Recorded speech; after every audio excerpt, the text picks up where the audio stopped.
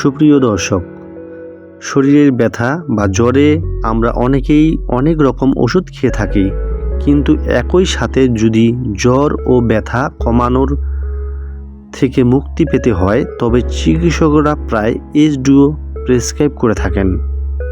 আজকের এই ভিডিওতে আমরা জানব এই ওষুধটি কেন এবং কি কাজে দেওয়া হয়, এর উপকারিতা কী, এটি সেবনের নিয়মগুলো কি সব কিছু A to Z জানতে পারবো। চলেন ভিডিওটি মূল পর্বে শুরু করা যাক। যেমন H2O মূলত দুটি শক্তিশালী উপাদানের সংমিশ্রণ। এক নম্বরে হচ্ছে প্যারাসিটামল 500 মিলিগ্রাম, যা জ্বর কমাতে এবং সাধারণ ব্যথা দূর করতে কাজ করে থাকে। 2 নম্বর হচ্ছে আইবুপ্রোফেন 200 মিলিগ্রাম, যা এটি একটি NSAID বা প্রদাহরোধী উপাদান। এটি শরীরের তীব্র ব্যথা ও ফোলা কমাতে অত্যন্ত কার্যকর। কেন এটি অন্যান্য ওষুধের চেয়ে আলাদা, এখন জানব। অনেকেই ভাবেন শুধু প্যারাসিটামল খেলেই তো হয়, কিন্তু সাধারণ প্যারাসিটামল আপনার তীব্র ব্যথা বা উচ্চ তাপমাত্রা কমাতে হিমশিম খায়।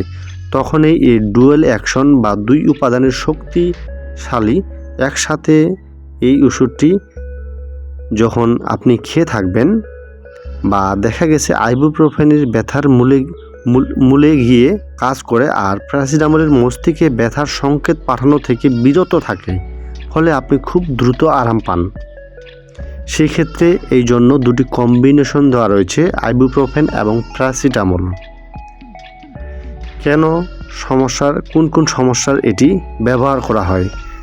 H2O সাধারণত নিচের সমস্যাগুলো ব্যবহারের জন্য খেয়ে থাকে, যেমন তীব্র মাথার ব্যথা বা মাইগ্রেন, দাঁতের ব্যথা, মাসিকের সময় হাওয়ার পেট ব্যথা, পিঠ বা কোমর ব্যথা, মাংসপেশির চোট বা বাতের ব্যথা, অপারেশনের পরবর্তীতেও ব্যথা বা অতিরিক্ত জ্বর থাকলে এই ওষুধটি খাওয়া যেতে পারে।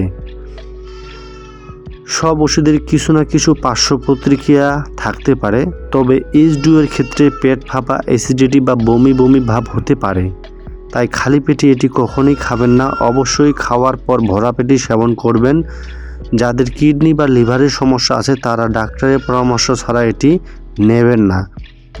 অ্যাজমা বা হার্টের রোগীদের ক্ষেত্রে এটি ব্যবহারের আগে বিশেষ সতর্কতা প্রয়োজন।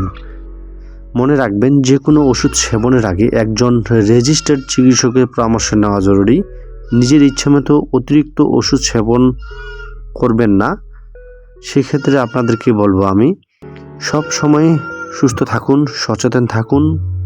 আর এই আমার ছোট্ট ভিডিওটি যদি ভালো লাগে অবশ্যই লাইক দিন, এবং এই ধরনের আর স্বাস্থ্য বিষয়ক তথ্য পেতে আমাদের চ্যানেলটি সাবস্ক্রাইব করে পাশে থাকুন। ধন্যবাদ।